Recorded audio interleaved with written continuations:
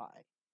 Present perfect is used when we want to talk about some event which happened in the past and it's still continuing in the present. El presente perfecto se usa para hablar de situaciones que sucedieron en el pasado y aún siguen continuando en el presente, o al menos tienen efecto en él. Pero antes de iniciar con el presente perfecto, vamos a ver el verbo to have. El verbo to have, muchos sabemos qué significa tener. I have, yo tengo, you have, tú tienes, etc. Pero también significa haber. Y esta traducción es la que vamos a utilizar para el present perfect. Recordemos también que en la tercera persona del verbo to have es has. Es decir, para he, she, it. Ahora bien, nosotros, si conjugamos este verbo en cada uno de los pronombres personales, tenemos I have, yo he, you have, tú has o ustedes han, he, she, it, has, él, ha, ella, ha, eso, ha. We have, nosotros hemos, y they have, ellos han. Ahora, otra cosa que tienen que saber son los verbos en pasado participio. ¿Y qué es esto? Verbos en pasado participio. Estos verbos en el español son los que tienen las terminaciones ado, ido, to, so y cho. Ejemplos: nadado,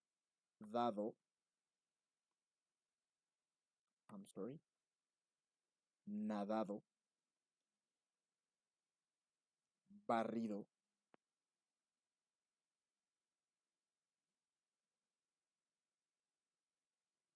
expuesto,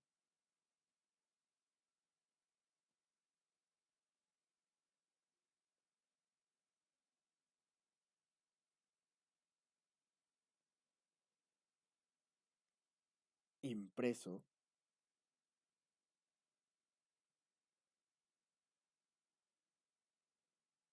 y hecho.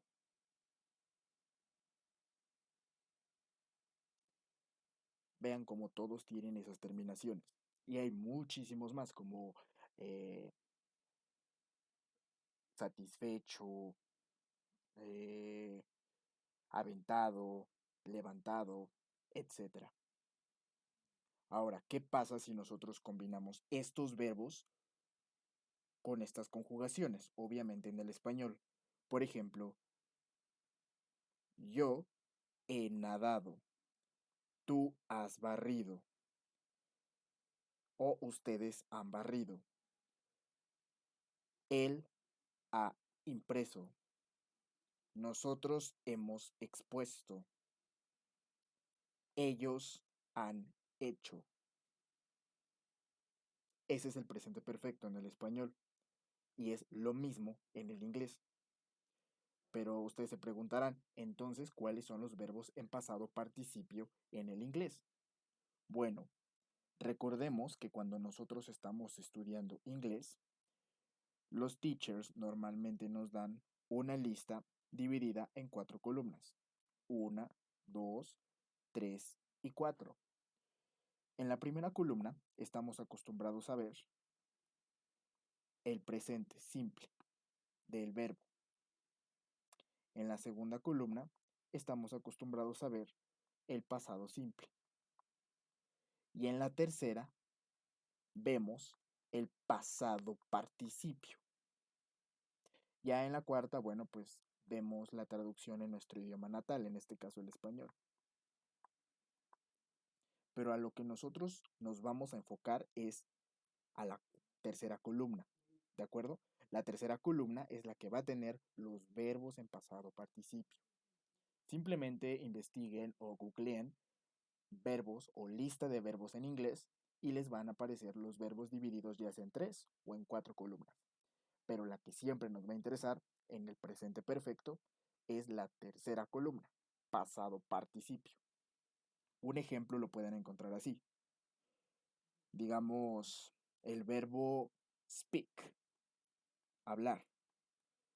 Lo van a encontrar la primera columna en presente, la segunda en pasado y la tercera en pasado participio. Speak, spoke, spoken. Hablar, habló, hablado. O por ejemplo, el verbo escribir. Write. Su pasado, wrote. Y su pasado participio, written.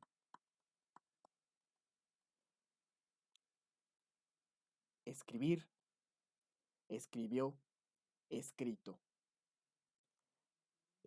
La primera columna yo la estoy diciendo en infinitivo, pero recuerden que es presente simple. Pero también existen los verbos regulares. ¿Y eso qué quiere decir? Pues los que terminan en ed, tanto en pasado simple como en pasado participio.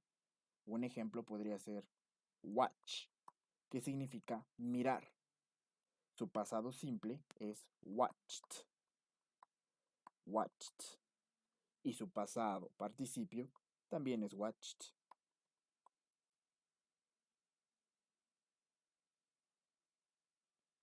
¿Ok? Mirar, miró, mirado. O ver, vio, visto. Y así con todos los verbos. El punto aquí es solamente aprenderse los verbos irregulares. ¿Y cuáles son esos? Bueno, los que se escriben diferente en cada una de sus columnas. O incluso los que se escriben igualito en cada una de sus columnas, como por ejemplo cortar.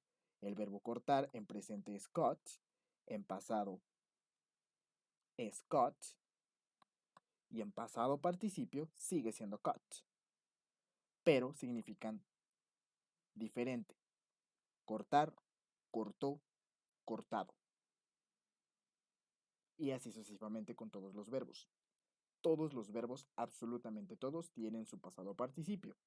Algunos con ed, algunos escritos igual o algunos escrito muy diferente. Solamente es cuestión de aprendérselos. Una vez explicado esto, vamos con la fórmula del presente perfecto. ¿Y esto qué es? Bueno, pues es la fórmula que tenemos que seguir para nosotros hacer oraciones en presente perfecto en inglés. Por ejemplo, la estructura o la fórmula que tenemos que seguir para hacer oraciones afirmativas es la siguiente.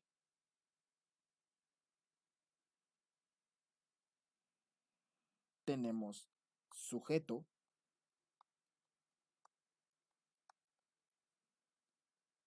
más verbo en pasado participio, que en inglés es verb in past participle, y abreviamos past participle con doble P.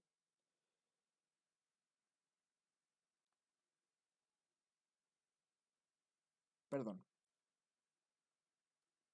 Aquí corrijo.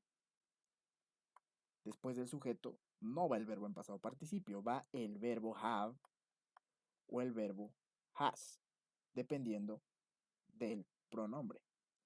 Y ahora sí, después de este verbo va el verbo en pasado participio, verb in past participle. Y también agregamos algo que se llama complemento, que es lo que le da el sentido a la oración. A veces es necesario, a veces no. Por eso le voy a poner un asterisco. Vamos con un ejemplo y sigamos la fórmula. Vamos a poner de sujeto I. Vamos a poner have porque ese es con el que va. Y el verbo en pasado participio done, que significa hecho. Y es el pasado participio de do. I have done. Y el complemento, aquí sí se necesita complemento, porque si yo solamente digo yo he hecho, ¿he hecho qué? Ah, bueno, pues entonces ahí se necesita un objeto o un complemento. I have done my homework.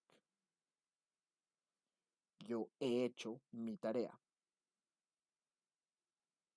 I have done my homework. O por ejemplo, ella, she, has, vivido, lived.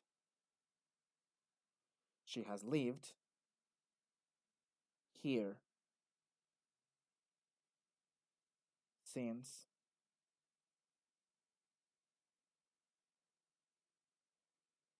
2019. Ella ha vivido aquí desde el 2019. She has lived here since 2019. Ella ha vivido aquí desde 2019. Ahora, ¿cómo le vamos a hacer para hacer oraciones negativas? Simple. Vamos a poner sujeto más haven't o hasn't, dependiendo si es tercera persona o no, más verbo en pasado participio, verb en past participle, ya sabemos cuáles son esos verbos, más complemento, igual aquí, ya sabemos cuál es el complemento y también sabemos que a veces es necesario y a veces no. Siguiendo esta fórmula, es más, vamos a hacer esta misma oración, pero negada. Vamos a poner sujeto, I, más haven't,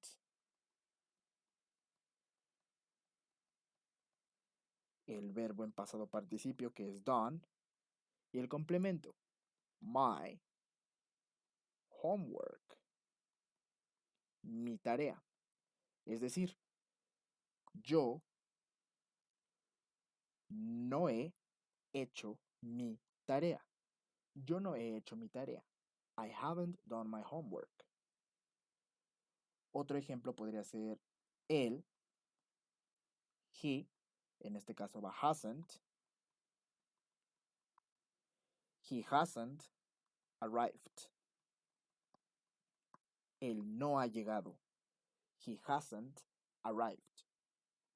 Él no ha llegado. ¿Ok? He hasn't arrived.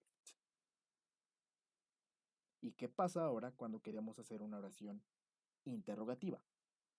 Bueno, simplemente es como la oración positiva, pero se voltea el have y el sujeto. Es decir, vamos a poner primero el have o en su debido caso, has, obviamente con mayúscula siempre porque es la que está iniciando la oración, a menos de que tenga una W question, más sujeto, más verb in past participle, más complemento. Y obviamente no puede faltar la question mark, es decir, el signo de interrogación. Repito, el complemento a veces es necesario, a veces no. Un ejemplo podría ser, eh, let me change the color. Have you watched? I'm sorry for the bad handwriting. Perdonen por la mala letra, pero es difícil escribir con pluma electrónica. Have you watched that movie? ¿Ya viste esa película? O ustedes ya vieron esa película, dependiendo del contexto, porque recordemos que you significa tú o ustedes. Have you watched that movie? ¿Ustedes ya vieron esa película? O ¿ya viste esa película? Has he already... Aquí hay una palabrita de más. Has he already arrived? ¿Él ya ha llegado? Already significa ya. Y cuando queremos expresar este ya, en inglés se pone already. Pero después del sujeto. Has he already arrived? Él ya ha llegado. Otro ejemplo. Have they painted their house? Have they painted their house? Sorry. Ellos han pintado su casa. Ellos han pintado su casa. Have they painted their house? Entonces, este es el presente perfecto. Esta es su traducción y simplemente úsenlo como lo usan en el español.